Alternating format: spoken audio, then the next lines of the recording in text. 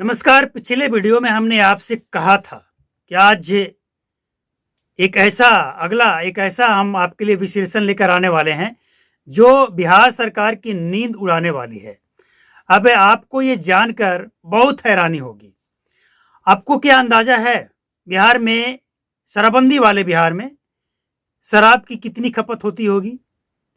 नीतीश कुमार को अगर ये आंकड़ा पता लग जाए तो आज अभी कभी वो शराबबंदी बिहार से हटा देंगे। इस सच्चाई जानने के बाद नीतीश कुमार 1 मिनट भी नहीं लगेगा, क्योंकि वो पावर में है, शराबबंदी बिहार से हटा देंगे। कि क्या ये स्थिति है बिहार की? एक व्यक्ति को पकड़ा गया है गुवाहाटी से, जिनका नाम सुनील भारद्वाज बताया जा रहा है। अब आप कहेंगे कि ये वीडियो यहां क्यों दिखा रहे हैं भाई? तो कनेक्शन बिहार से है और ये सच्चाई जानकर बिहार के लोग हैरान परेशान हैं कि क्या ये सच है। अगर 20 महीने की बात होती तो 5 करोड़ होता, लेकिन बात 18 महीने की ही है। 18 महीने में जो एक व्यक्ति 100 करोड़ रुपया बिहार में कमाई करे शराब बेचकर, उसके बारे में आप क्या कहेंगे? और ऐसी शराबबंदी के बारे में आप क्या कहेंगे? अब विस्तार से समझिए। इस व्यक्ति को गुवाहाटी से पकड़ा गया है। कनेक्शन बिहार में शराब तस्करी का है और छोटा मोटा नहीं। 1.5 साल में ये बता रहे हैं कि लगभग 1.5 सालों में लगभग ये 100 करोड़ रुपया कमाए हैं। समझ रहे हैं आप? पिछले 9-10 मानकर चलिए आप, 10 वर्षों से बिहार में शराबबंदी है। 1.5 साल में 100 करोड़। एक व्यक्ति, नाम सुनील भारद्वाज, इनको कहा जाता है लीकर किंग। जहां पहुंचवाना है, मतलब इतना ये पहुंचे हुए हैं, इतनी पहुंच है, इतना पकड़ है नेताओं में, प्रशासन में, कि जहां डिलीवरी करवाना है वहां करवाएंगे ये। और ऐसे लोग ही बिहार में शराबबंदी फेल करने में सबसे आम भूमिका निभाते हैं। अब एक व्यक्ति जो महीने का 5 करोड़ ही अगर हम मानकर चले, 5 करोड़ कमाई कर रहा है बिहार जैसे गरीब प्रदेश से, तो ऐसे ऐसे तो कितने लोग बिहार में शराब बेच रहे हैं। क्या ये सच्चाई जानकर बिहार सरकार को शराबबंदी पे समीक्षा करनी चाहिए या नहीं करनी चाहिए? शराबबंदी हटानी चाहिए, टर्म एंड कंडीशन लगाना चाहिए। और ऐसे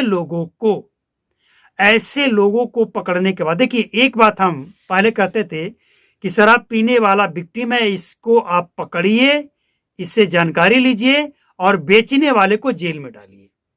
लेकिन अब उससे ऊपर की बात है। सुनील भारद्वाज को जो आपने पकड़ा है, ऐसे लोगों से पूछताछ कीजिए।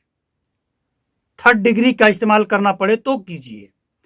और ऐसे लोगों से कड़ाई से पूछताछ कीजिए कि वो कौन कौन पुलिस वाला है जो बिहार में ऐसे लोगों को संरक्षण देता है, कमीशन लेता है। और कोई ईमानदार पुलिस वाला अगर पकड़ ले, छोड़ने का नाम ना ले, तो वो कौन नेता है जो फोन करके बचाव करता है?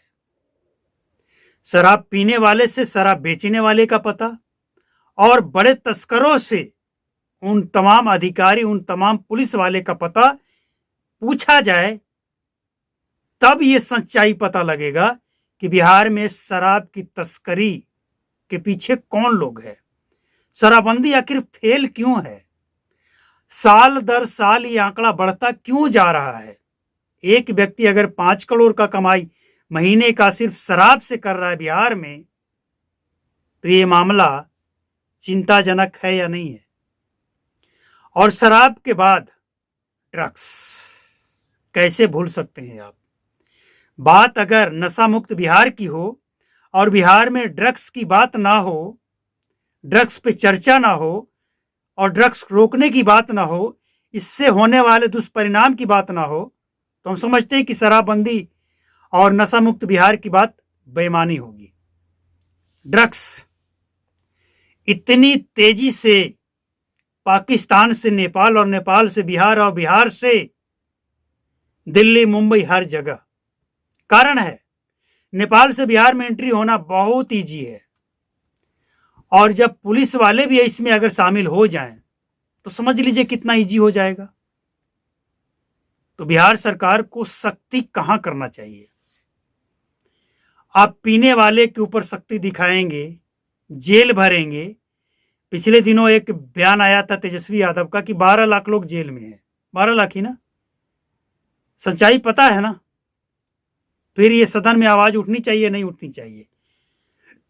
कहीं आवाज उठे या ना उठे, जनता के बीच ये आवाज उठनी चाहिए कि नहीं उठनी चाहिए?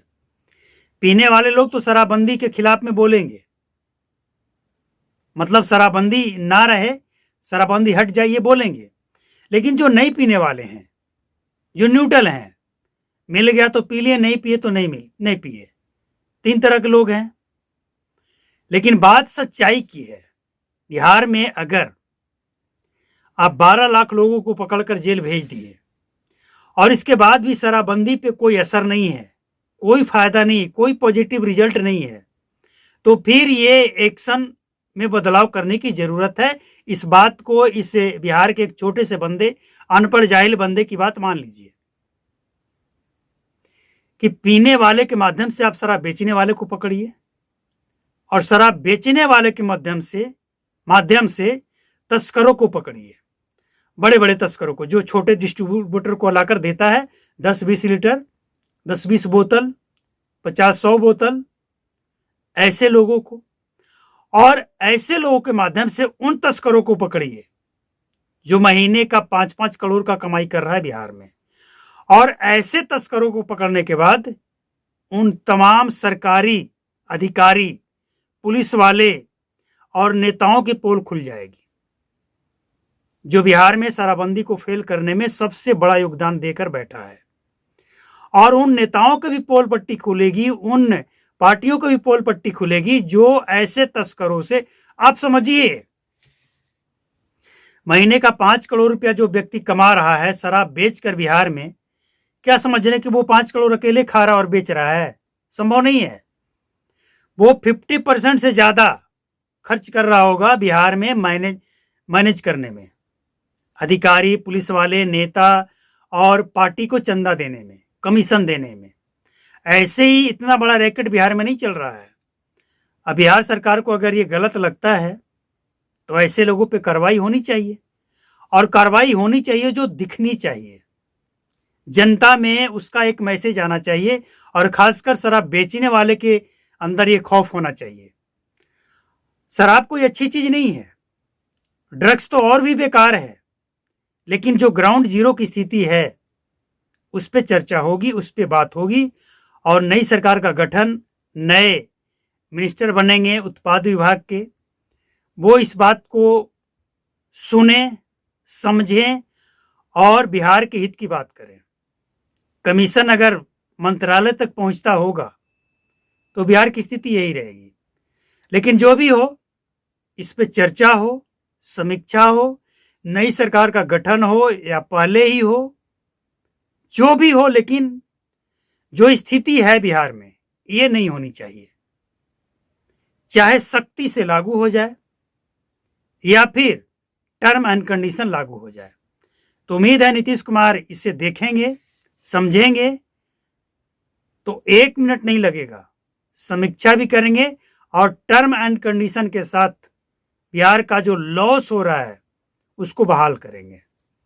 यही सभी चाहते हैं और यही बिहार की जनता का डिमांड है, चाहे वो पीने वाला हो ना पीने वाला हो। एक डिमांड सबका है कि जो जमीनी हकीकत है उस पे समीक्षा करने की जरूरत है।